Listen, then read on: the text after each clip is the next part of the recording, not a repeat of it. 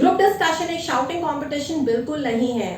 बाजीगर बहुत सारे हैं, पूरी देर वेट करके समझदारी से कुछ बोलना ही अच्छा है। और इसी वजह से आज हम ग्रुप डिस्कशन में the middle of the discussion कुछ ऐसे इंटरवेंशन स्ट्रैटेजीज की बात करने वाले हैं कि किस तरीके से आप ग्रुप डिस्कशन में अगर स्टार्टिंग से नहीं बोल पाए हैं तो कोई दिक्कत नहीं है, आप फिर भी अपना इम्पैक्ट छोड़ सकते हैं, आप फिर भी सबसे ज़्यादा अच्छे नंबरों से पास हो सकते हैं।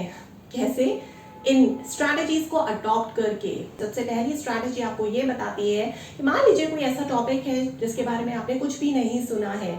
बहुत सारे एड्स हैं, जैसे नूडल्स मतलब मैगी, पानी मतलब बिस्लेरी, नमक मतलब टाटा नमक और स्कूटर मतलब हमारा बजाज। इस तरीके से जीडी में भी कोई भी टॉपिक है, कोई प्रॉब्लम नहीं है, टॉपिक आने दीजिए, दुखी मत होइए, हैरान मत होइए, परेशान मत होइए।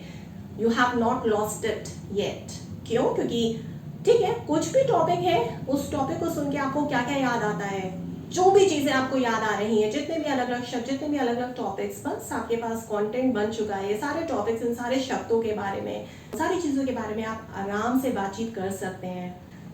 सेकेंड स्ट्रैटेजी, और ये सोल्यूशन ये बोलता है कि मान लीजिए अगर आप पॉजिटिव साइड पे थे, कुछ पॉजिटिव बोलने वाले थे उस टॉपिक से रिलेटेड, लेकिन सारे पॉजिटिव पॉइंट्स कवर हो चुके हैं तो कोई प्रॉब्लम नहीं है, एक नेगेटिव पॉइंट को उठा लीजिए। आपको कभी भी हार नहीं माननी है। अगर आपके हिसाब से आपको कुछ समझ में नहीं आ रहा है, सारे के सारे पॉजिटिव पॉइंट उस टॉपिक से रिलेटेड खत्म हो चुके हैं, आप कुछ भी सोच नहीं पा रहे हैं, कोई प्रॉब्लम नहीं है, नेगेटिव पॉइंट उठा लीजिए, उसकी कोई डिसएडवांटेज उठा के उसके बारे में बात करने लग जाइए। अब क्योंकि आप टॉपिक के नेगेटिव एस्पेक्ट्स को बता रहे हैं और एक डिसएडवांटेज की बात करने वाले हैं या कर रहे हैं, तो उस सारे के सारे डिसएडवांटेज जो भी आप कवर कर रहे हैं उसको सोच के आपको बाकी क्या और चीजें याद आती हैं उनको याद करिए और उनके बारे में बात करने लग जाइए, जिससे जो आपकी एक डिसएडवांटेज है उसको पूरा का पूरा 360 डिग्री कवरेज मिल जाएगा। इस तरीके से आप अपनी सेकेंड स्ट्रैटेजी को अडॉप्ट करके आराम से अपना जीडी में वापस एक अपना इंप्रेशन बना सकते हैं, छाप छोड़ सकते हैं।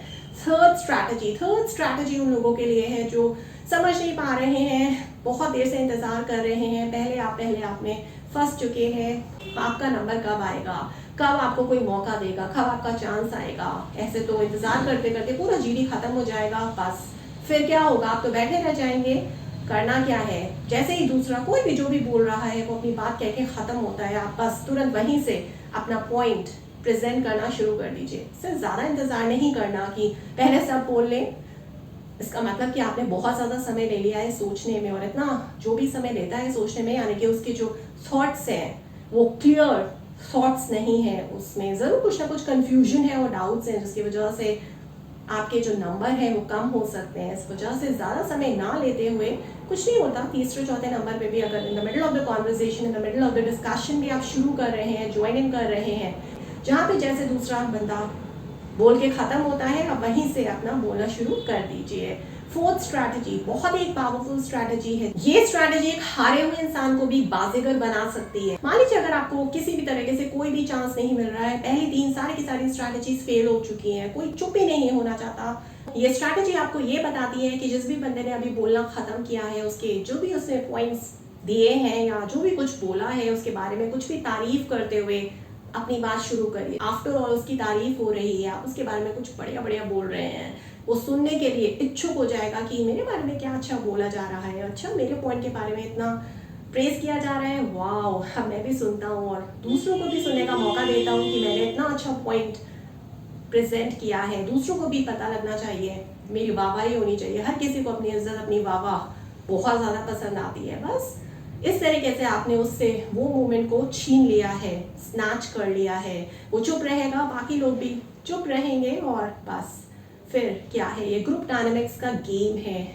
आप अपना पॉइंट आराम से उसकी तारीफ करने के बाद प्रेजेंट कर सकते हैं, क्योंकि ज़्यादातर ग्रुप डिस्कशंस में क्या होता है, दोस्ती यारियाँ बहुत पहले ही हो जाती है, ग्रुप डिस्कशन शुरू होने से पहले ही, और इसी झुंड में आपस में प्रॉमिसेस भी हो जाते हैं कि देख सबसे पहले तू बोलेगा, उसके बाद मैं। अगर आप समझदारी से इस ग्रुप डायनामिक्स को तोड़ना चाहते हैं, ब्रेक करना चाहते हैं और अपना एक जगह उस गैप को इस्तेमाल करके, उस स्पेस को इस्तेमाल करके ग्रुप डिस्कशन में बीच में ज्वाइन इन करके अपना पॉइंट प्रेजेंट करना चाहते हैं, आपको मौका ही नहीं मिल रहा है, बहुत परेशान हो चुके हैं और आप कुछ बोल ही नहीं पाए हैं, तो कोई प्रॉब्लम नहीं है। उन सबको इस डिल्यूजन में जीने दीजिए कि हाँ, आप जो हैं वो उनके ग्रुप के बारे में कुछ अच्छा बोल रहे हैं, उनके ग्रुप के एक शख्स के बारे में कुछ प्रेस कर रहे हैं तो वो सब के सब सुनने बैठ जाएंगे और उनको अच्छा लगेगा। अच्छा, हमारे ग्रुप में जो भी डिसाइड किया था, जैसे जैसे हम जिस ऑर्डर में बोलेंगे, जो भी हमने सीक्वेंस फॉलो किया था हम वैसे ही कर रहे हैं, और दूसरे ग्रुप वाले भी या जो हमारे ग्रुप में नहीं है वो भी हमारे बारे में अच्छा बोल रहे हैं, तो चलो सुन लेते हैं।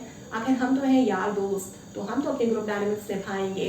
तो सबके सब साइलेंटली रिस्पेक्टफुली आपकी बात सुनने लग जाएंगे। उसकी तारीफ करना शुरू कर दीजिए, और जैसे ही तारीफ खत्म हो फटाफट अपना पॉइंट जो भी आपको बोलना है प्रेजेंट कर दीजिए। बस सब चुपचाप आपकी बात आराम से सुनेंगे। अपनी तारीफ सबको पसंद आती है, चाहे आप हो चाहे मैं हूँ।